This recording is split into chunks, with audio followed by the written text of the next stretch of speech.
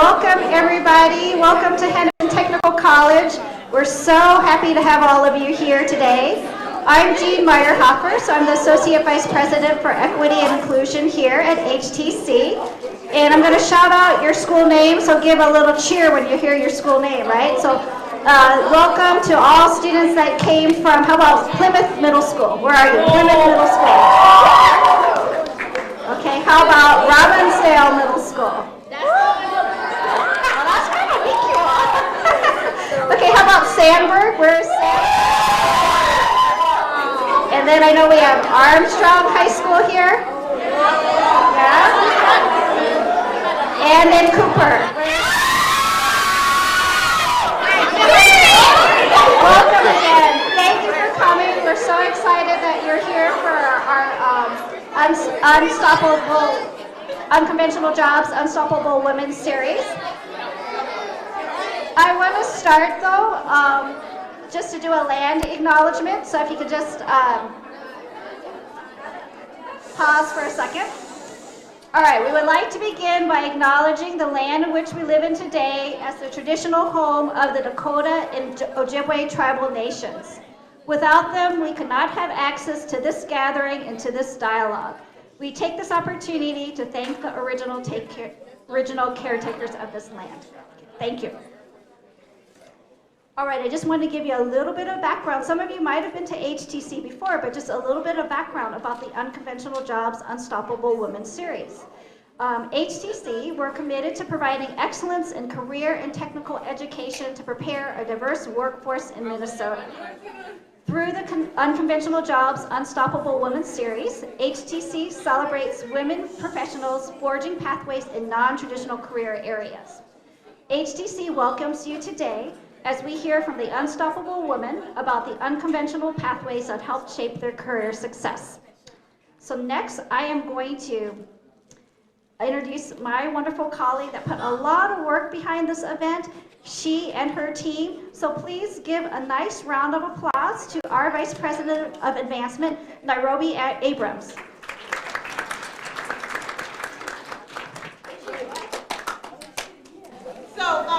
In the series, we chose 3 women that really represents different industries. Heidi Oss is the owner of her own company, and I would just say that it's been over 30 years, right, since you've had your own company, and boy, the changes that she's probably seen in over the past 30 years have been tremendous. But probably one thing that's been constant over the years is the number of women actually entering into manufacturing, where numbers are low in an industry that is extremely high in productivity and also wage earning. Jennifer Mudge. Jennifer represents an individual that started off her career as an electrical worker, a wireman. When you think about wiremen and you're out in the field, you don't normally see a woman do that. She's a mother of 2. She graduated here in Minnesota State's high school and went to Dunwoody Institute for her bachelor's degree. And then Colleen. Colleen Wynn. Colleen is actually a current student at Hennepin Technical College. She was a PSEO student just last year, and she's in her 2nd year and will be graduating next fall, right? Next fall. So she represents where many of you are today. We're going to go ahead and talk to Colleen first. Can you tell the audience what it's like to be a PSEO student and the advantages of being a PS student while you were attending Hennepin Tech? To start with, if you guys don't know, PSEO is post-secondary enrollment option. So that's basically going to college while you're still in high school. So the benefits of that is you don't have to stay at high school for 8 hours out of your day and wake up at like 7 a.m. and then go there.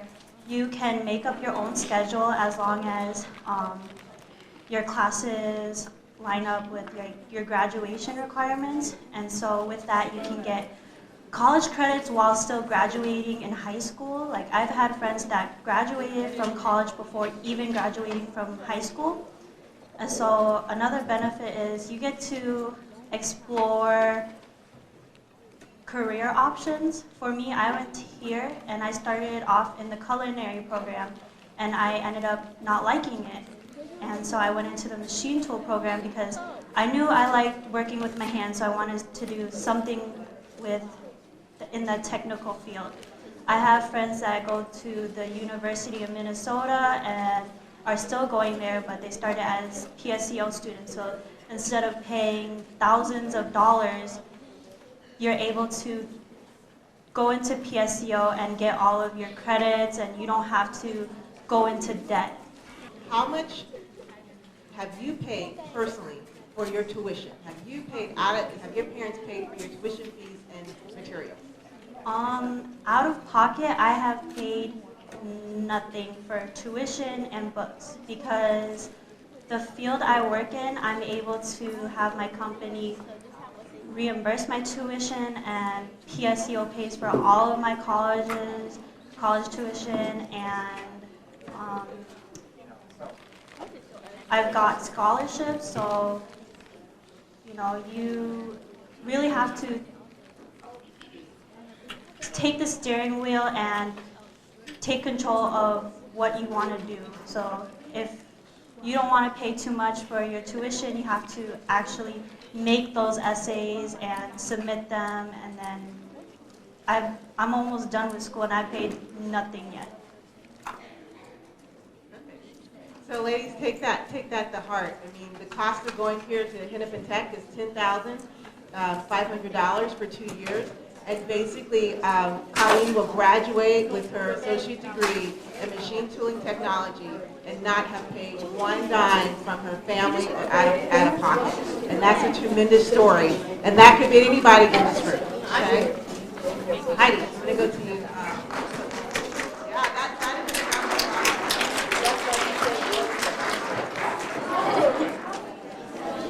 So, Heidi, I really want you to kind of set the stage. For these young ladies out here, what do you think is some of the biggest challenges that they'll be facing entering into some unconventional careers such as machine tooling or manufacturing or IT? Well, I think the first is manufacturing, if I can speak to that, because that's what I'm most familiar with, is manufacturing is, I think, the best kept secret. I think one of the issues is just to become familiar. And how do you do that? I would take every opportunity to become familiar with the field or any of these non-traditional fields and just be open. There's so much opportunity. And when I say manufacturing is the best kept opportunity or best kept secret, people seem to think manufacturing is, your grandfather's plant, and it's dark and dirty. Especially in this area, there's so much medical manufacturing. Manufacturing is in many cases, very clean and modern, and there's lots of computerization, and there's robotics, and it's just so exciting. There's so much new going on, and you really have to see it to believe it. It's just something else. My greatest wish is that every student could see the Amada showroom in Schaumburg, Illinois, because Amada makes sheet metal fabrication equipment, and you just can't, you cannot not be so excited when you see this equipment that so quickly cuts out sheet metal, and it's like giant toys. It's like the greatest huge fun equipment that you could possibly imagine. But step up, and that's the greatest challenge, really, is how do you find out about this sort of thing? So, can I ask, how many people did the manufacturing tour where you had Janine, you probably had some soda pops and some Cheetos, and so you did that particular tour? company is a manufacturing company. And in that particular tour, when you went through the different stages, what you saw was a possibility of being a designer in CAD and making that molding and putting that there. A possibility of managing the machines, because when you do fluid power, it's anything that's air or anything that's liquid going through there, making one of the manufacturing components. Or what Conley does in the machine tooling area of actually helping to make the product. And what we have here is a woman that has her own company in such an industry, right? If I could say one more thing, another thing is, I did do a survey of some of the people that manage in our plants, and they started on the assembly line.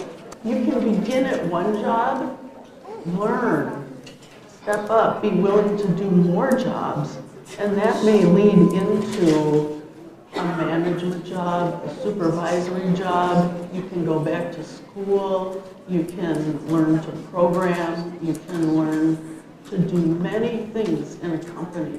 The job you begin in doesn't necessarily mean that's the job you need to do in your future. But it's up to you to step up and be willing to learn and take on more responsibilities. So, Jennifer, let me go to you.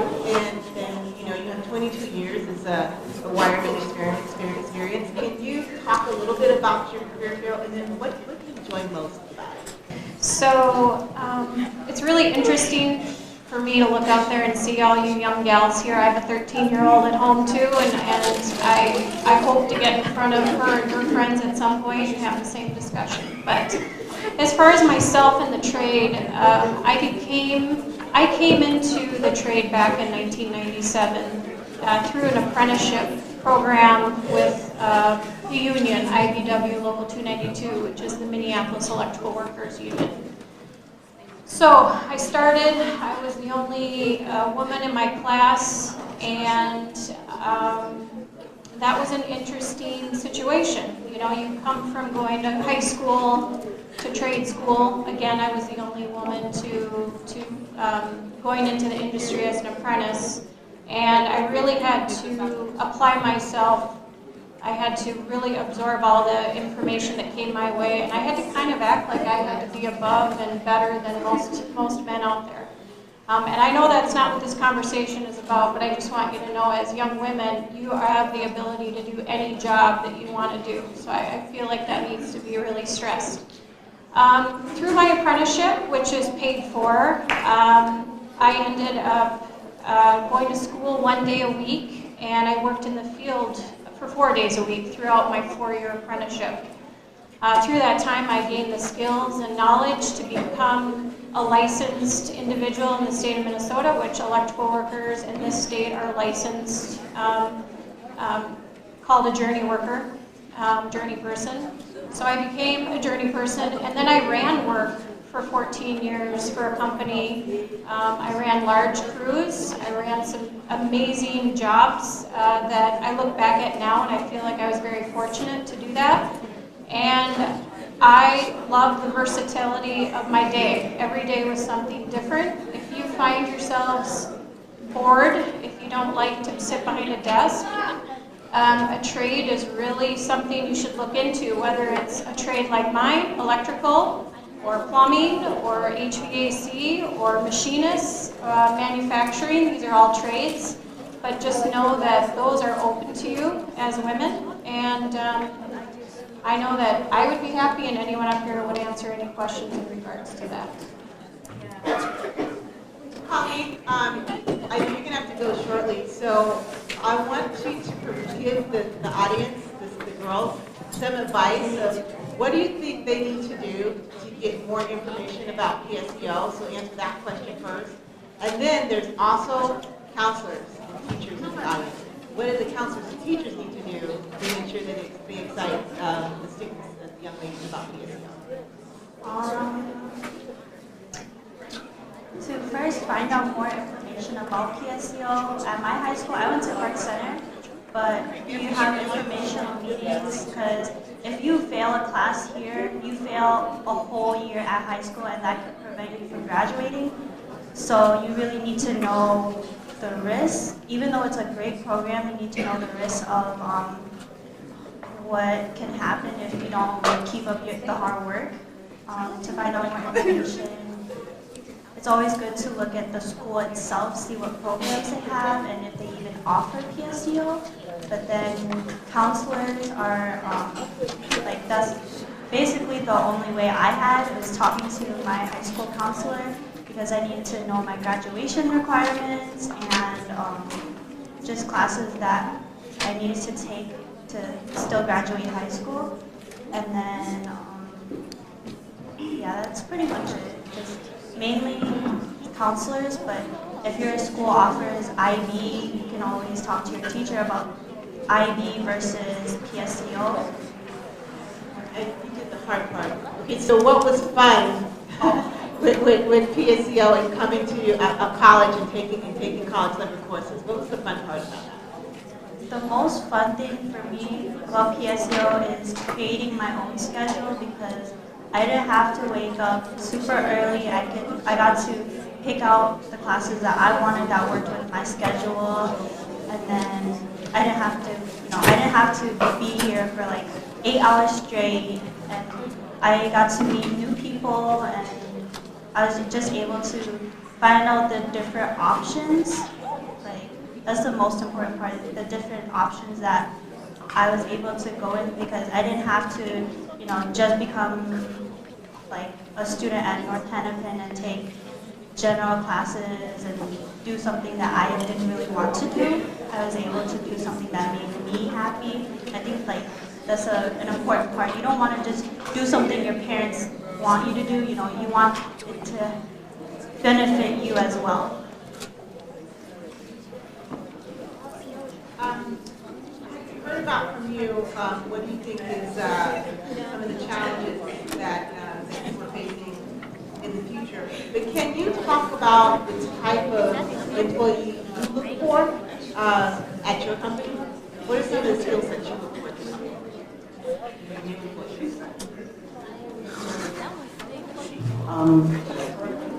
We always look for people, of course, who are responsible, have a great attitude.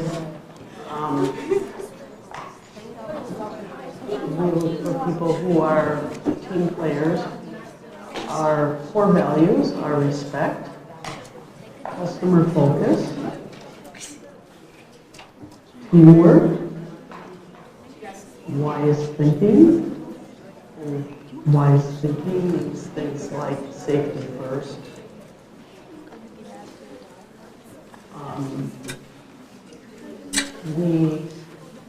And integrity.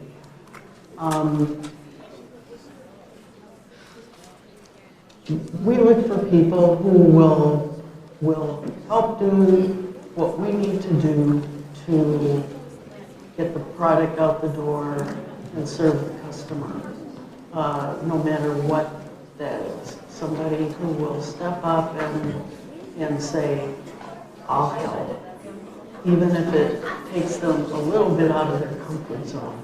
And that's how they grow. They may not have all the skills, but that's okay.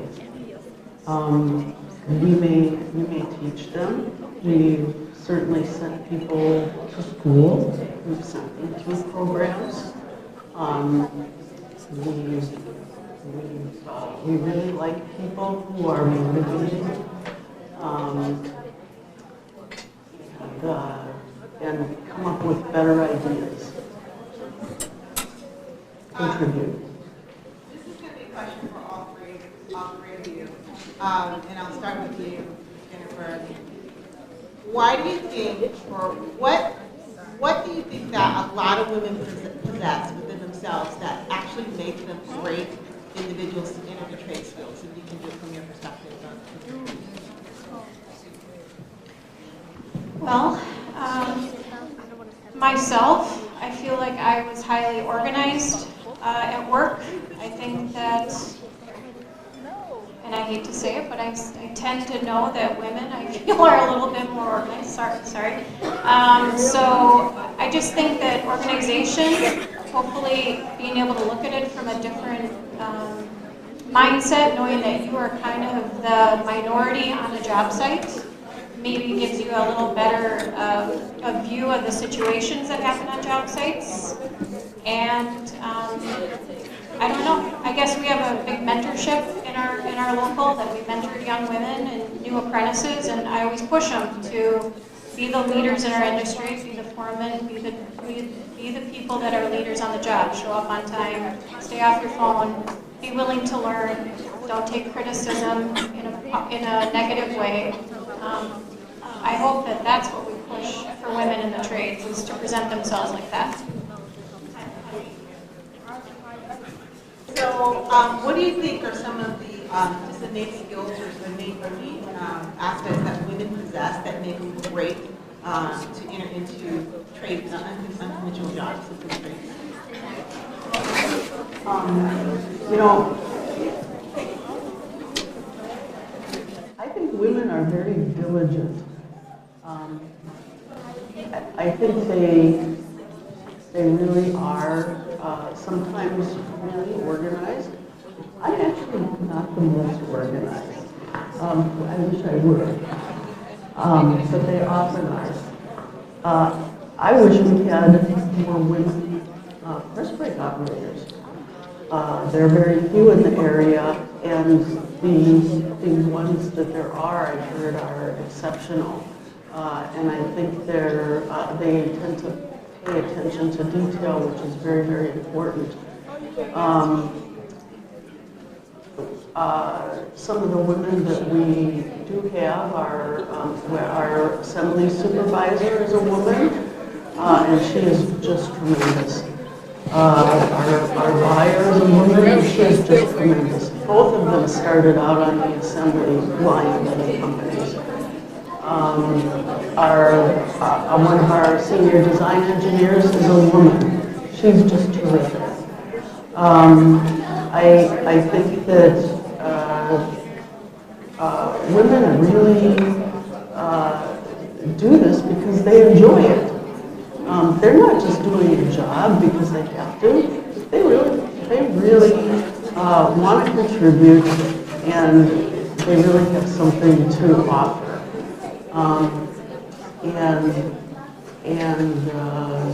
So I think that really makes all the difference in the world. Holly, can you answer this slightly different? Because this is your last question before you have to go. Is how do you, where you are in your career, because you're a student, you're working, you're actually going to work now, how do you stay inspired to do your studies, go to work, and oftentimes be the only young lady in a shop? How do you stay inspired to do that?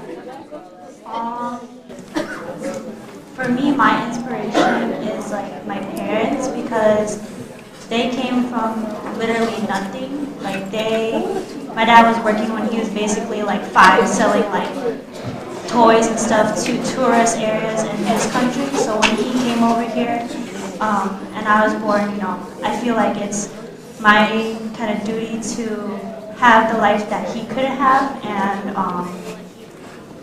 just like,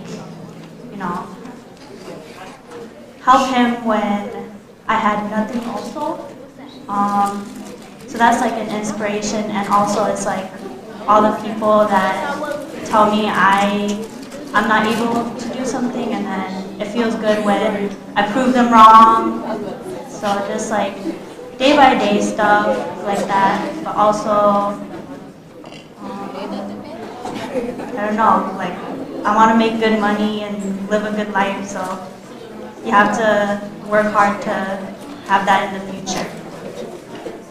Guys, Colleen has to go to work. Let's give her a round of applause.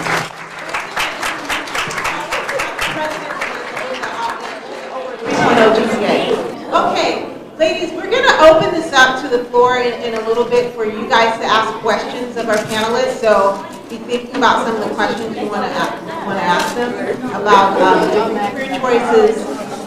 But I'm going to continue right now with the inspiration question. Obviously, over the years, you've had times where it just was very difficult in your mind to continue on your path. How do you stay inspired to do the work?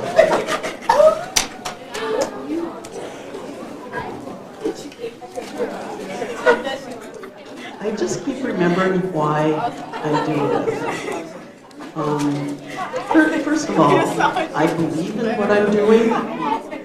We manufacture air cleaning products which help protect people and the environment, and I believe so passionately in our mission, and I believe that we're contributing. I also have come to really enjoy being an employer. One of my skills is to identify talents and abilities that individuals have. Through the years, I don't know how many hundreds of potential prospective employees I must have interviewed, and I've actually always enjoyed that process. And I think the prospective employees have always enjoyed it too, whether or not they actually ended up working at our company or not, because it was always sort of an opportunity, a discovery opportunity to discover what they might actually be interested in. An interview might be, might uncover latent interests or opportunities. I once discovered a person really liked to disassemble things, and there are actually jobs for people to disassemble things.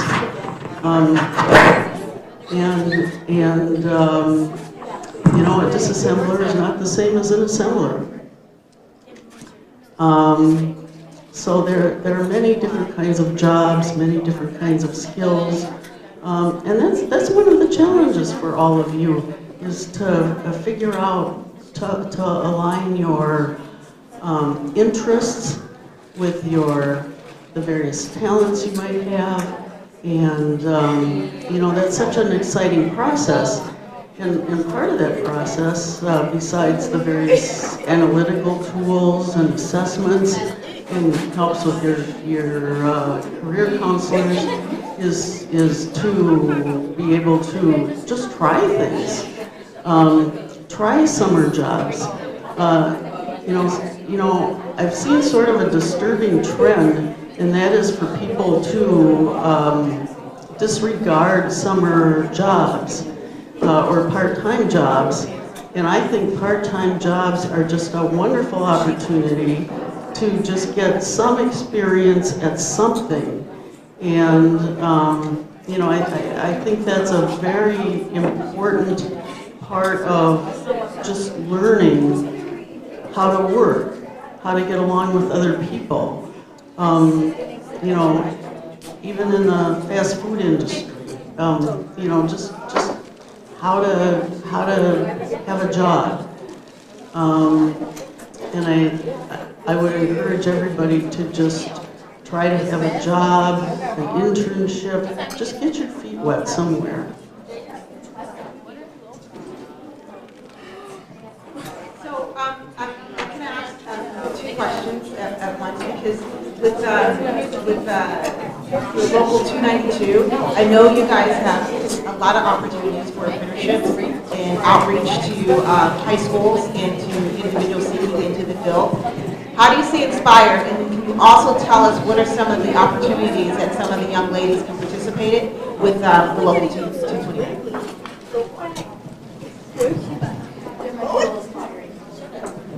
So I'll start off, I guess I kind of stopped midstream on my position at 292. I was in the field for 14 years, and then I was asked to come into our hall as a business representative. And that is, I believe, why I was kind of asked to be here. We have 4,500 members, and when I was asked to come in, it's one of 13 positions in our local that has that. I mean, we have 13 positions for business representatives. and I was asked. And at the time, I was in a really good position where I was running work. I liked my days. I went home at 3:30 every day. I made a great wage. I had benefits. I had my pension. Everything was working for me. And then when I was asked to come in, I thought, I decided to take the position because I knew I would probably never get asked to do a job like that again.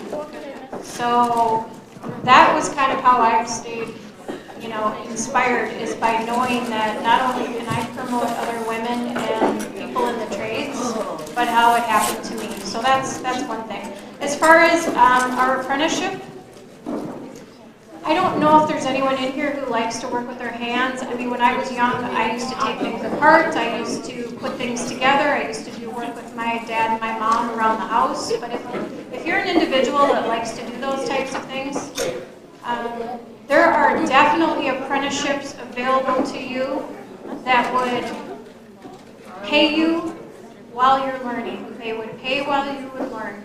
You could get out of some of these apprenticeship programs making a livable wage.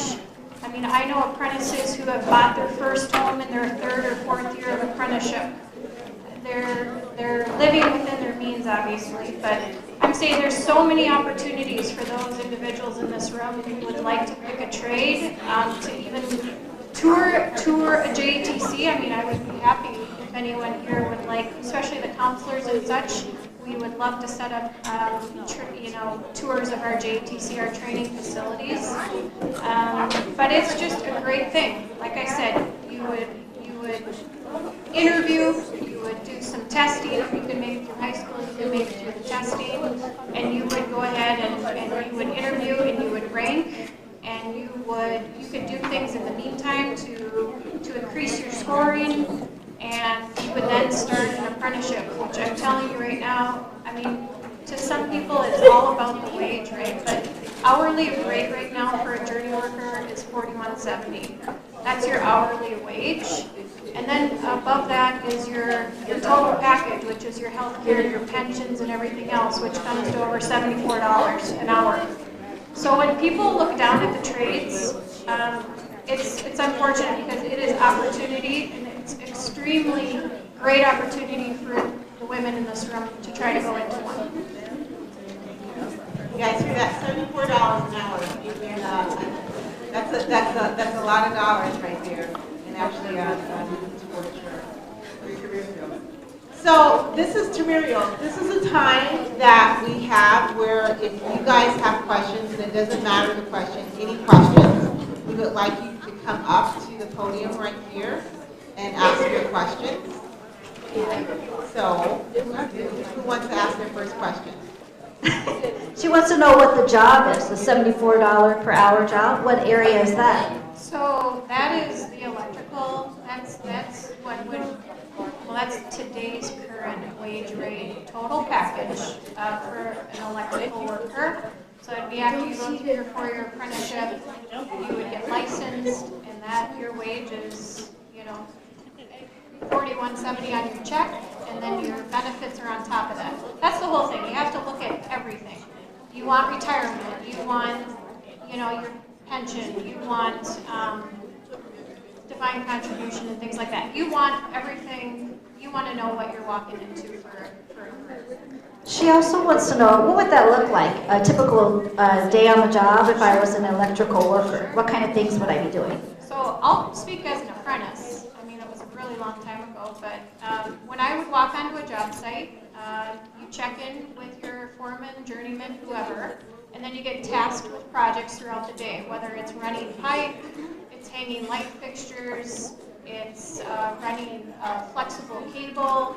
Some people wire houses. I mean, obviously, the lights are on in here. The electricians did that. I mean, so it would be working from 6 or 7 to break time. It would be taking breaks with your crew. It would be working until noon, taking a lunch, a second break, and it is one of those jobs where you typically leave at 2:30 or 3:30, and you don't have to think about work till the next day, which is also a really nice aspect of a career.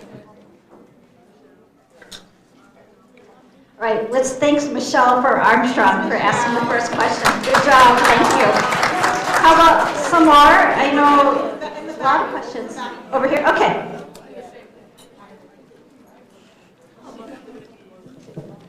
What classes could you take in high school if you wanted to be in mechanical engineering? Tamira, are you in here? So we have those courses at your high school that you can take. We have some of those classes around engineering. You also can do PSEO in high school, take some of your general if you want to, as well as some of those career classes. So you can take a CTE class as a 10th grader in state Minnesota. So you can take one CTE course.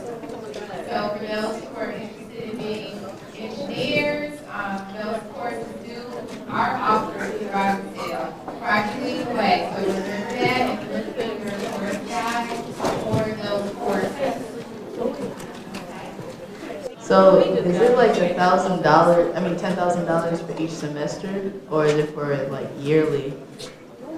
No, it's so the dollar amount I gave was $10,200 for your entire degree, so for 2 years, and that's going full time.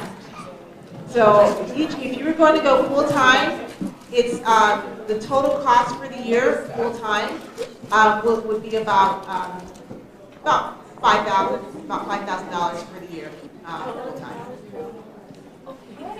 And just remember, there's a lot of scholarships out there, so you could be just like Colleen to be able to do PSEO, come here to Hennepin Tech, and not actually pay 1 cent out of her, out of her pocket. And that's a tremendous, that's a great gift. Go ahead, Jean. Okay, yep, so another question, and this is Sadie from Armstrong, so good question already. Question about ACT. So do we, Hennepin Technical College, require the ACT to start here? So you have to take an active placer test. You do have a testing for active placer, but you don't necessarily have to take the ACT. We are working on some standards where that if you take the ACT or some of the other standardized tests, that you may not have to take the active placer. But the only thing that's required now is for you to complete your application and to take this test to see where do you fall in the line of your math and reading and writing. But that doesn't mean that you can't enter into your chosen track. It just might mean that you might take a couple extra classes to help with maybe math and reading and writing. All right, looks like we got a question over here. Okay, Kiara. Okay, so when working in the electricity trade, can you move around or just stay in one place? So the electrical trade, you move all over throughout the cities. You know, it depends on where you're located and what contractor you work for. And that's part of the versatility of like the job. You could work in downtown Minneapolis for 3 months and then you could be up in Brooklyn Park for a year. So it all depends on where the work is. I should also say, and I'm sorry I didn't say this before, but I was asked what a typical day is. It's also dirty. I mean, you also will dig conduits in the dirt, and you will also be crawling under equipment, and I just want to be clear about that. It's not always clean work, but it's safe. Nowadays with regulations and things like that, you know, there's a lot more safety conscious contractors out there and things like that. All right, thank you.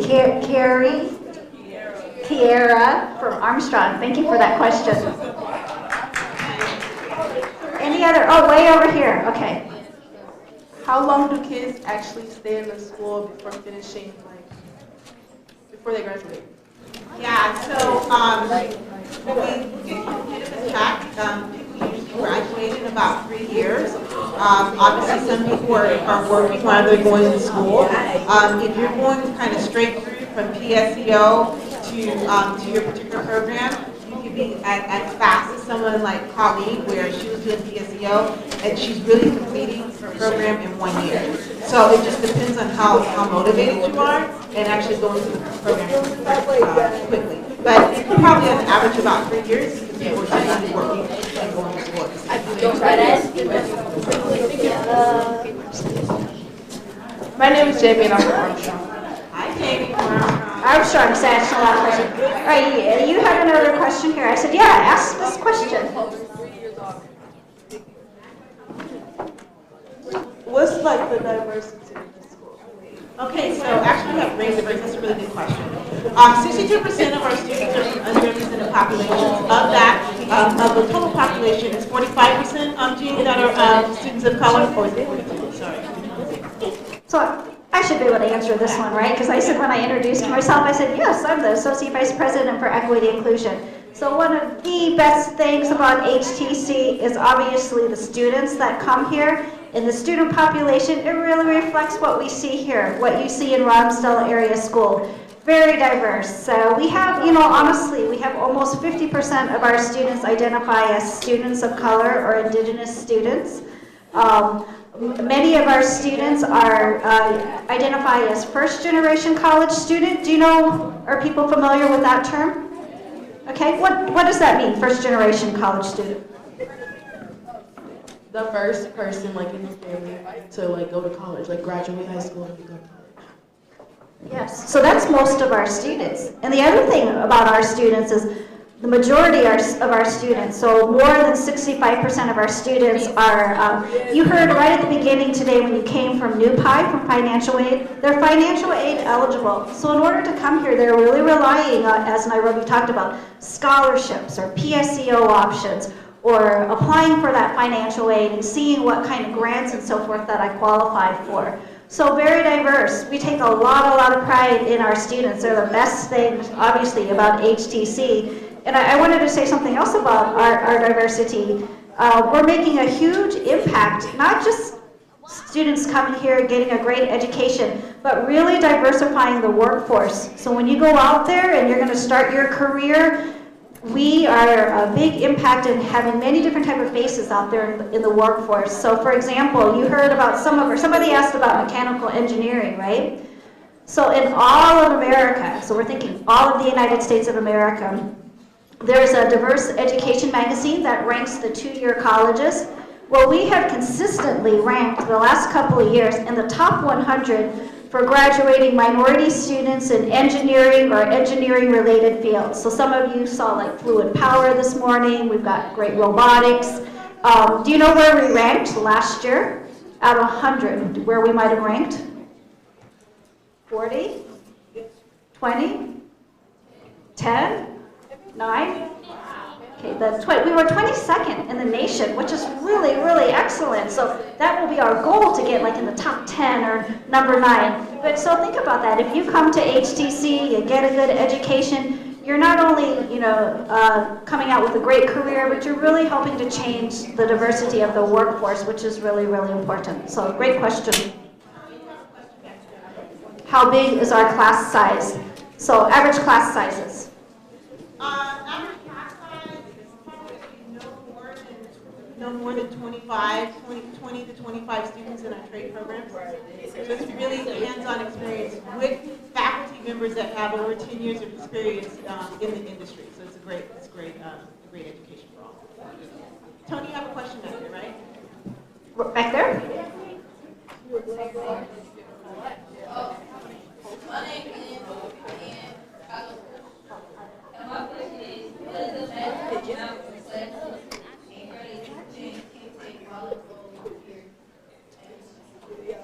So if the question is from PSEO, I'm going to ask Tamiro to come back out here for that. But if the question is while you're actually a college student and you graduated high school, let's think about this reasonably. A full-time student is 12 credits. Most people would take between 12 and 18 credits as a full-time student. Going over 18 credits might be a little bit daunting for someone to actually be successful in their career.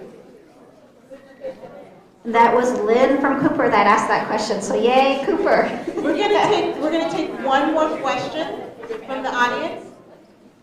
And it's right behind you. I don't know if somebody asked it, but Like, is there a range of women who work in like the careers that we talked about, like age group or age range?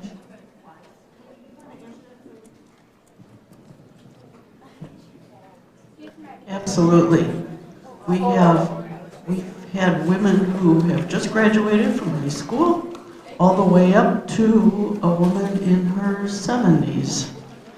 So really, the age range is just all over the place. Women of working age. That was Amber from Cooper. Thank you.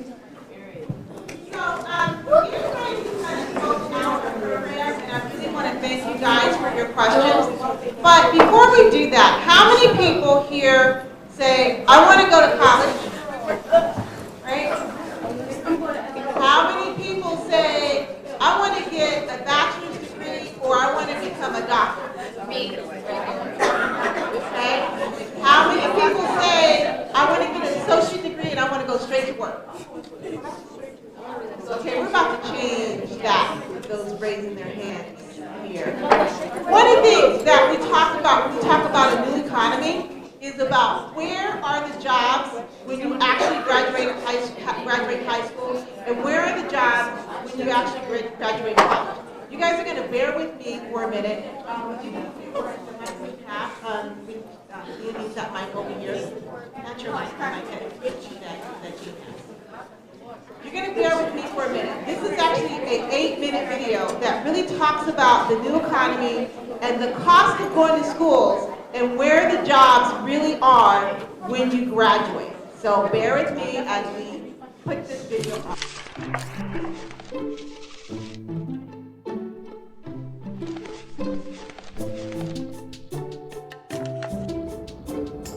Education is core to our economy.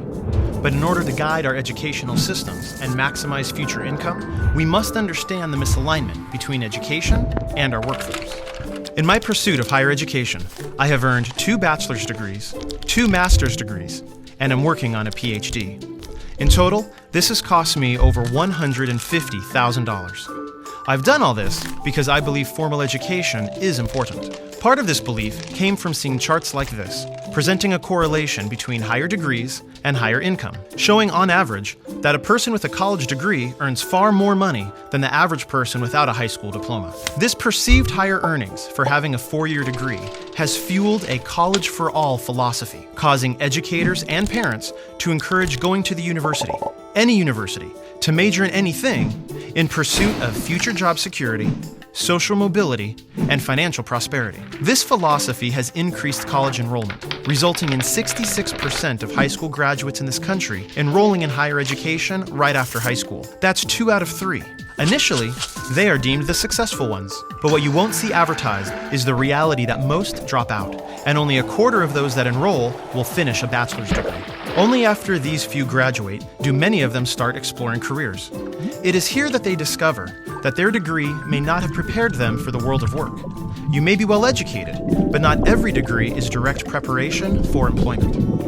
This misalignment between degrees and job skills causes half of university graduates to be underemployed in what are called gray-collar jobs, taking positions that do not require the education they have received at a cost that is more than they can afford. Conventional wisdom suggests that a university degree guarantees a higher salary. But with rising education costs, a shrinking job market, and the oversaturation of some academic majors in the workforce, this old advice is now a myth for a majority of students. The economy and the world have dramatically changed. Over the last 3 generations, we've gone from 13% of the population stepping into a college classroom to 60% attending some form of higher education. In 1960, when taking into account all jobs in the American economy, 20% required a 4-year degree or higher, 20% were technical jobs requiring skilled training, and 60% were classified as unskilled. But what's the right percentage to meet the labor market demand for tomorrow?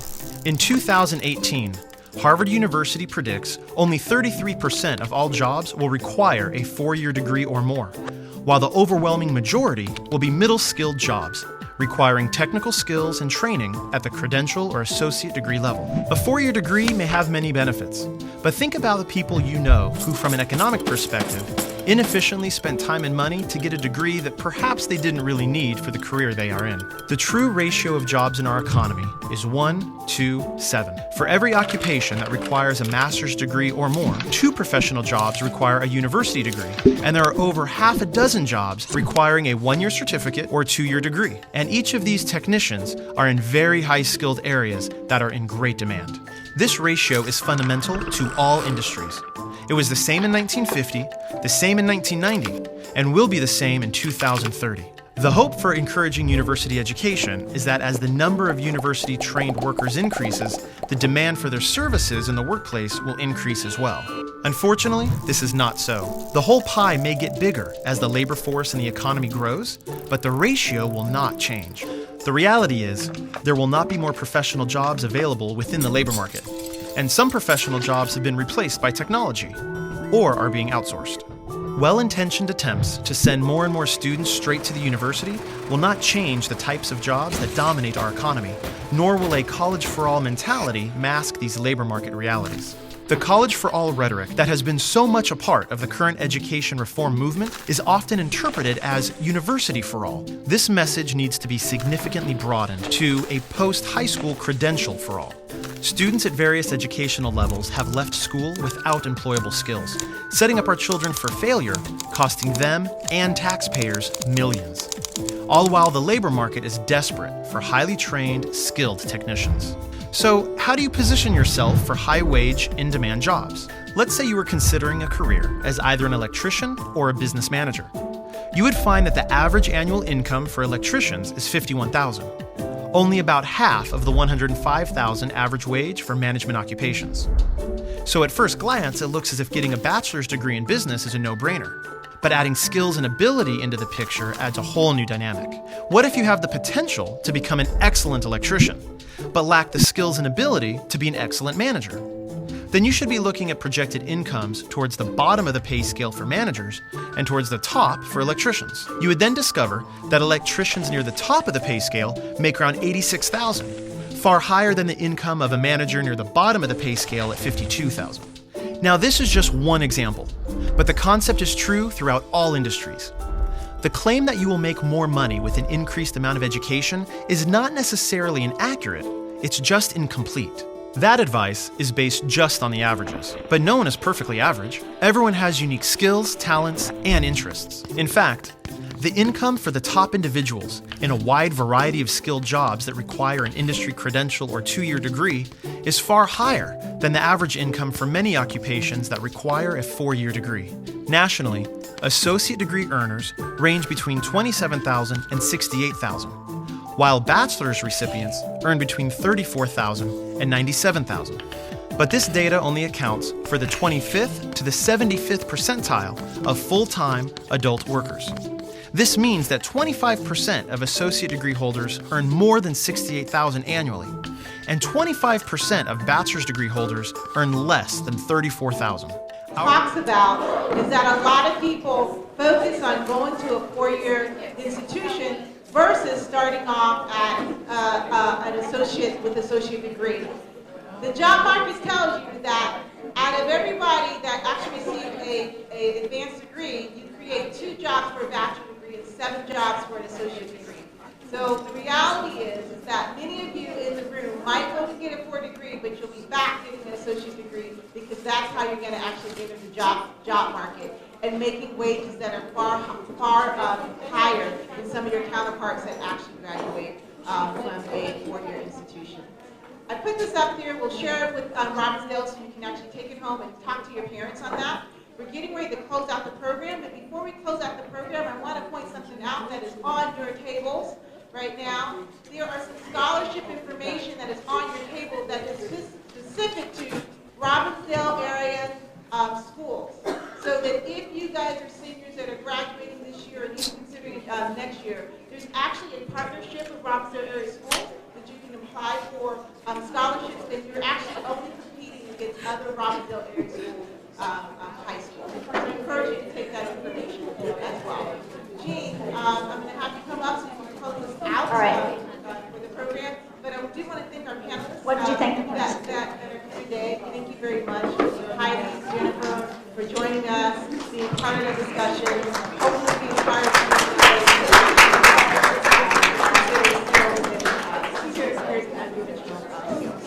All right, thank you, Nairobi. Before you leave, too, if you could just fill out the quick survey, it gives us an idea of how the day went, how we can make things better for next time. Speaking of next time, hopefully we'll see some of you at our next Unconventional Jobs, Unstoppable Woman event. It's happening next month, April the 8th, Wednesday. We'll actually be at the other campus. Have some of you been to Eden Prairie campus before? No. It looks just like this campus, except we are in Eden Prairie. We'll be hearing from author Hyde E. Irvich. She's of Ojibwe background. She's actually a well-known poet, creative writer, but the book that we've been using this year is actually a cookbook that she made, or that she wrote, called Original Local, and that's what we're going to hear from her about when she comes. So hopefully we'll see some of you in about a month, but thank you for coming. You were a wonderful audience, and so one more time, thank you. If I can remember, it was Sandburg Middle School, Robbinsdale, Plymouth, right? And then Cooper and Armstrong. Thank you so much for coming today.